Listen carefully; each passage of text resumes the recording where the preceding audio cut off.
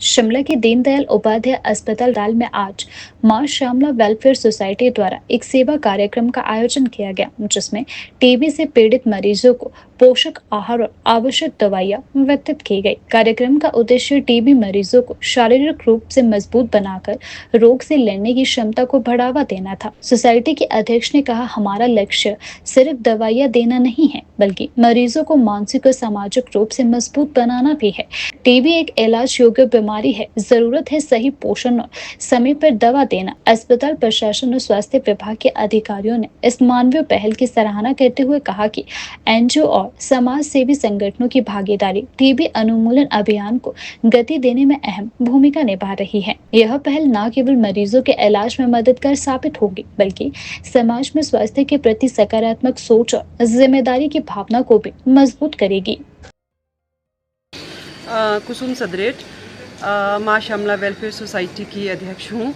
हमारे साथ अनीता जी हैं, ये भी हमारे साथ हैं, रमा जी भी हैं और जगजीत जी हैं और सुनील झर जी हैं। हम लोग सब जो है मिलकर माँ श्यामला वेलफेयर सोसाइटी को चला रहे हैं और हमें जो है इसको चलाते हुए 2 साल हो गए हैं और हम बहुत सारे जो है सेवाओं के काम कर रहे हैं। जैसे हम लोग जो है टीबी पेशेंट हमने 2017 से अडॉप्ट किए हैं और उसके साथ साथ हम लोगों ने जो है कैंसर पेशेंट भी अडॉप्ट किए हैं और उसके साथ हम लोग जो है ट्री प्लांटेशन और जैसे ज़रूरतमंद लोग होते हैं उनको, जैसे सर्दियों का मौसम आता है तो उनको हम लोग जो कंबल, कपड़े, जो भी उनके खाने पीने की अगर कोई किसी को ज़रूरत है तो वैसा भी सामान हम उनको देते हैं। उसके साथ साथ हम लोगों ने जो है संजोली में जो है हमारा पीएचसी जो है वहाँ पर भी हमने अडॉप्ट किया है। वहाँ पर हमारे पास 25 के आसपास पेशेंट हैं जिनको हम लोग जो है प्रोटीन जो है देते हैं हर महीने।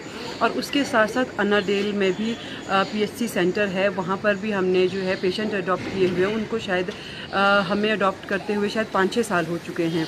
तो ये हम लोग जो ये कार्य हमारा निरंतर चल रहा है, तो हम लोग जो है सेवा के कार्य कर रहे हैं और जो बहुत से ज़रूरतमंद लोग हैं उनकी भी हम सेवा करने का पूरा प्रयास करते हैं। हमारे पास, मैंने आपको जैसे कि कहा है कि हमारे पास 3 जो बड़ी पीएचसी हैं जैसे अनाडेल हैं, तो उसमें बहुत सारे, मतलब आप अगर ये देखें आप तो वहाँ पर 6-7 जो वार्ड हैं वो कवर करती हैं। अब संजोली की पीएचसी है तो उसमें मलियाना है, सारा बहुत सारे वार्ड जो हैं वो इकट्ठे उसमें आ जाते हैं एक पीएचसी में। उसके साथ साथ रिपन हॉस्पिटल है, इसमें भी आप ये देखेंगे कि रिपन हॉस्पिटल के पेशेंट हैं, शायद कृष्णा नगर के पेशेंट हैं और भी पेशेंट हैं। मतलब इस तरह से जैसे हम लोग एक जो पीएचसी को अडॉप्ट करते हैं उसमें एक ही वो नहीं होते, एक ही वार्ड के लोग नहीं होते हैं, बहुत सारे होते हैं, 2-3-4 वार्ड होते हैं। तो हम बहुत सारे लोगों को जो है इस तरह से जो है अपनी तरफ से कोशिश कर रहे हैं उनकी सहायता करने की।